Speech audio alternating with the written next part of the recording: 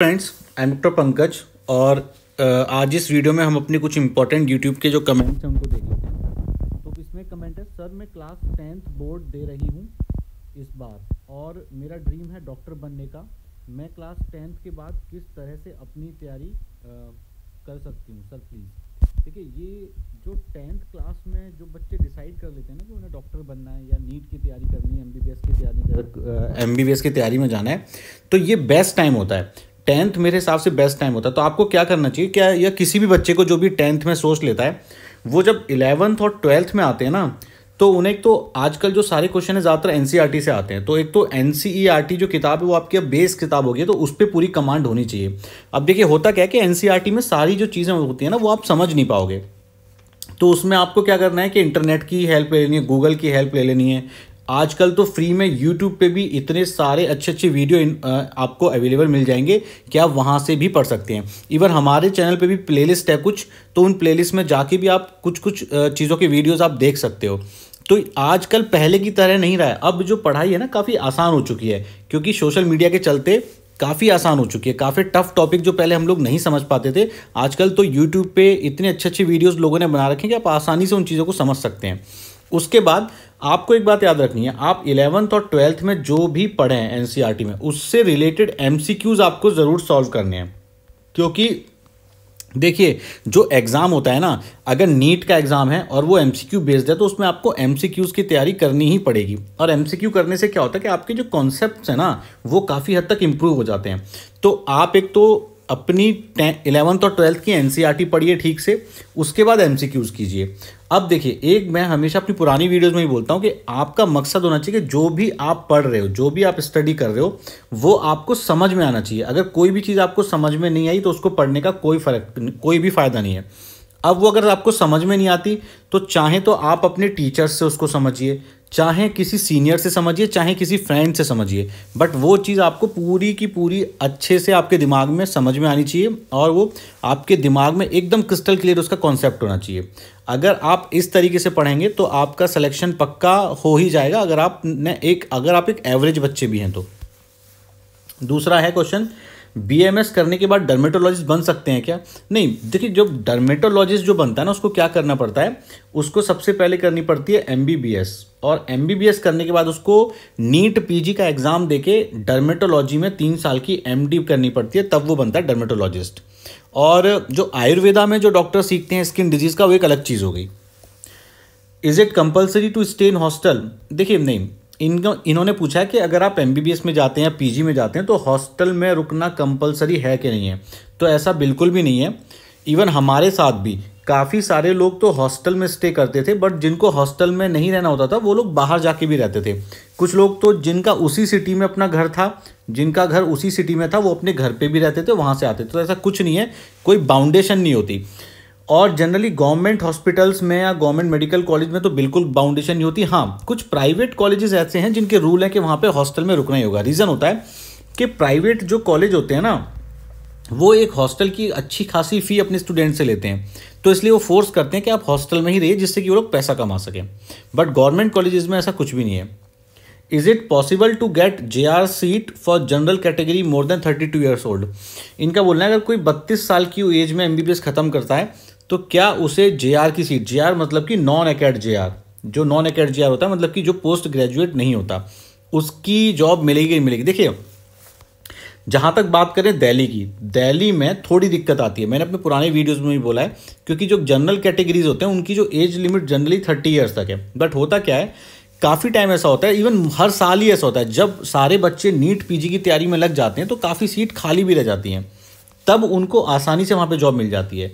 बाकी अगर बात करूँ अदर स्टेट्स की, तो अदर स्टेट्स में तो नॉन एकेड JR में जॉब मिलने में इतनी दिक्कत नहीं आएगी आपको। गवर्नमेंट जॉब्स आफ्टर MD और MS?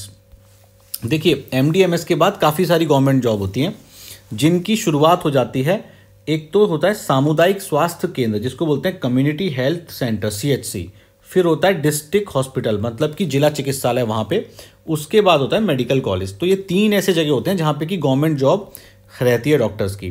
तो इनके लिए डिफरेंट एग्ज़ाम्स होते हैं। एक तो जो भी स्टेट गवर्नमेंट होती है, जैसे कि यूपी में क्या है, यूपी में है जो UP PCS है, जो Uttar Pradesh public service commission है वो इन गवर्नमेंट जॉब्स का एग्ज़ाम लेती है। ऐसी बिहार में बीपीएससी है, बिहार पब्लिक सर्विस कमीशन, वो इसका एग्ज़ाम लेती है या इंटरव्यू लेती है। ऐसे ही सेंट्रल लेवल पे यूपीएससी इसका एग्ज़ाम लेती है। तो हर जगह एग्ज़ाम्स हैं गवर्नमेंट जॉब के लिए, आप उनके इंटरव्यूज़ में अपीयर होइए और वहाँ पे आपका अगर सेलेक्ट हो जाएंगे तो आपकी गवर्नमेंट जॉब लग जाएगी, चाहे आप और इसमें टाइम टू टाइम वैकेंसीज निकलती रहती हैं, ठीक है। कभी कभी ऐसा भी होता है कि कभी कभी कॉन्ट्रैक्ट पे भी जॉब निकलती है। जैसे अभी मैं असिस्टेंट प्रोफेसर की तरह काम कर रहा हूँ कॉन्ट्रैक्ट पे, क्योंकि अभी रेगुलर की पोस्टिंग यहाँ निकली नहीं है। तो फिर बीच बीच में रेगुलर या परमानेंट की वैकेंसीज आती हैं, फिर हम लोग इंटरव्यूज़ देते हैं और हमारी जॉब परमानेंट हो जाती है। तो गवर्नमेंट जॉब की एज सच, देखिए मैं हमेशा एक बात बोलता हूँ, अगर आप दिल्ली में रहना चाहेंगे, बॉम्बे में रहना चाहेंगे, बेंगलोर में रहना चाहेंगे, कोलकाता में रहना चाहेंगे, तो आपको दिक्कत आएगी। बड़ी सिटीज़ में हमेशा दिक्कत आएगी क्योंकि वहाँ पे कंपटीशन बहुत ज़्यादा है, हर कोई बड़ी सिटी में रहना चाहता है। बट अगर आप टायर 2 सिटी में रहना चाहेंगे, जैसे कि आपका सहारनपुर हो गया, रुड़की हो गया, तो इन जगहों पे अभी उतना कंपटीशन नहीं है, तो वहाँ आप आसानी से सेटल कर सकते हैं। तो डॉक्टर्स के साथ एक जो प्रॉब्लम है वो प्लेस को लेके आजकल एक प्रॉब्लम है कि आप अपने मन चाहे प्लेस पे नहीं रह पाते हो कभी कभी। नेक्स्ट है, what you mean by JR और PG1, I thought both are same. देखिए मैंने अपने काफ़ी सारे वीडियोस में बोला होगा JR PG, मैं आपको एक बार फिर से बताता हूँ, अगर आप मेरे सारे वीडियोस देखेंगे तो आपको डाउट नहीं रहेगा। JR का मतलब मेरा जब रहता है तो वो रहता है नॉन एकेड JR। नॉन एकेड JR जो होता है, जो कि पोस्ट ग्रेजुएट स्टूडेंट नहीं होता, उसको बोलते हैं नॉन एकेड JR, कभी कभी उसको JR भी बोल देते हैं। और PG जो बोलते हैं, बिहार में PG को PG ही बोला जाता है, बट यूपी में क्या होता है, PG को JR बोलते हैं। लाइक PG फर्स्ट ईयर को JR1, PG2 को JR2, PG3 को JR3।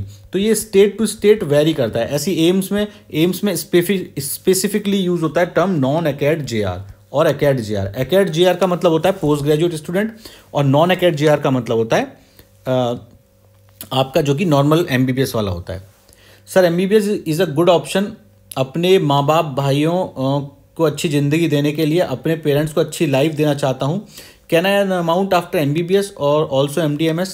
देखिए सबसे पहले मैं हमेशा बोलता हूँ कि जब आप MBBS में जाते हो ना, तो MBBS में जाने में आपका सबसे पहले बायोलॉजी और ह्यूमन बॉडी के अंदर इंटरेस्ट होना चाहिए मेरे ख्याल से।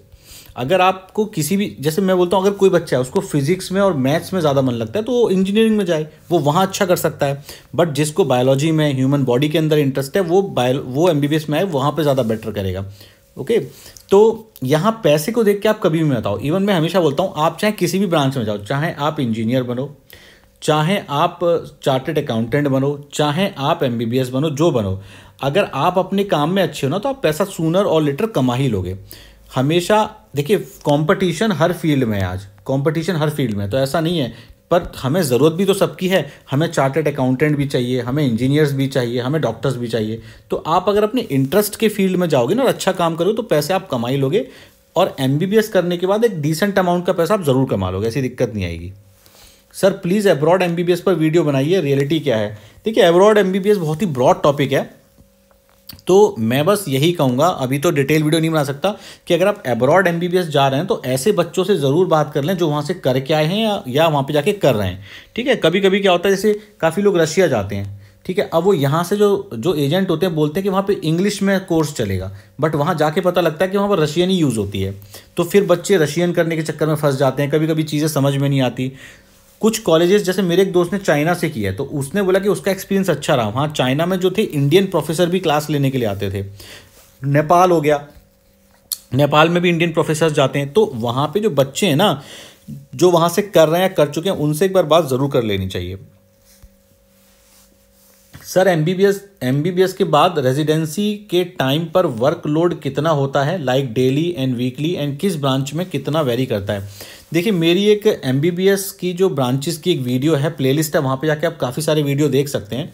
पर मोटा मोटा मैं आपको बताऊँ, कोई भी ब्रांच हो ना, क्लिनिकल ब्रांच, फर्स्ट ईयर थोड़ा हेक्टिक रहता ही है, चाहे वो MS जनरल सर्जरी हो, MD मेडिसिन हो, MS ऑर्थो हो, और कभी कभी स्टेट टू स्टेट भी वेरी करता है। जैसे बिहार एक ऐसा स्टेट है जहाँ पे कि थोड़ा सा इंसान को टाइम ज़्यादा मिलता है, उतनी हेक्टिक लाइफ नहीं होती है।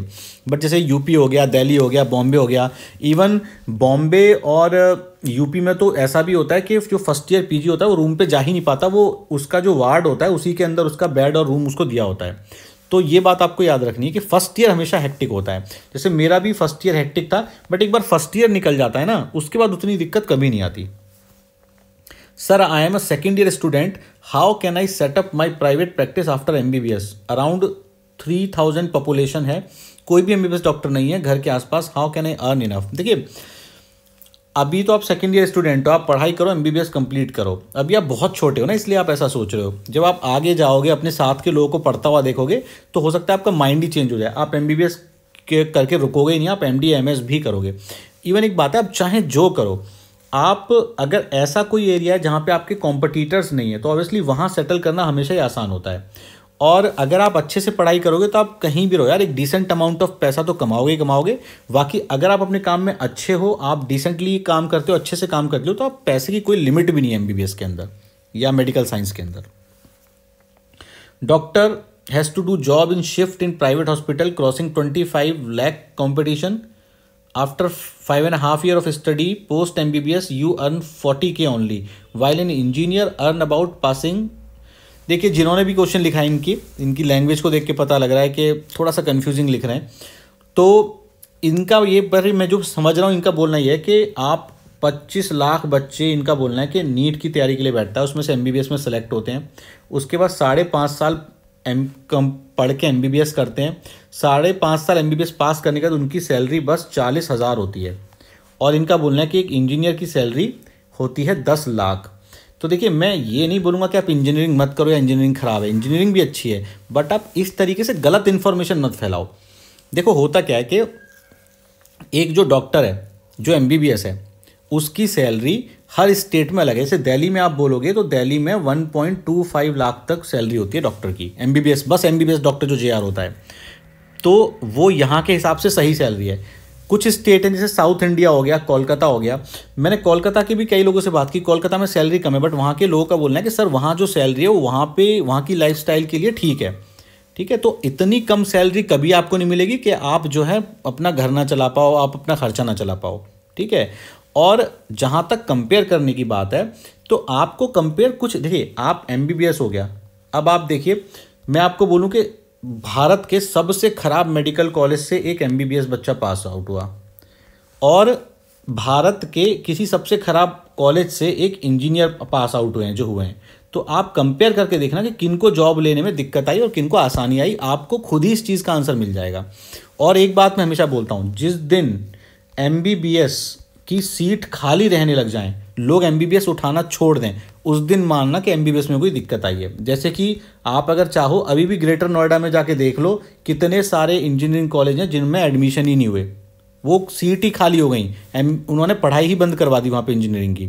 तो एक टाइम था जब इंजीनियरिंग में सीट्स कम थे, बट अब इतने सारे कॉलेज खोल दिए कि दिक्कत आ गई। तो अभी वो दिक्कत MBBS में नहीं आई है, मुझे कहीं सुनने में नहीं आता कि MBBS में किसी कॉलेज में सीट खाली रह गई। तो जिस दिन खाली रहने लगेगी उस दिन समझ लीजिएगा कि MBBS में दिक्कत आई है। इसमें कौन सी रॉकेट साइंस है, सिंपल है ये। बट मैं इसलिए नहीं बोल रहा कि इंजीनियरिंग खराब है, मैं बस ये उन बच्चों के लिए बोल रहा हूँ जिनका मेडिकल साइंस में इंटरेस्ट है, जो MBBS करना चाहते हैं, बट वो ऐसे वीडियोज़ के चक्कर में आके परेशान हो जाते हैं। तो इस वीडियो को यहीं पर एंड करते हैं। Thanks for watching my video.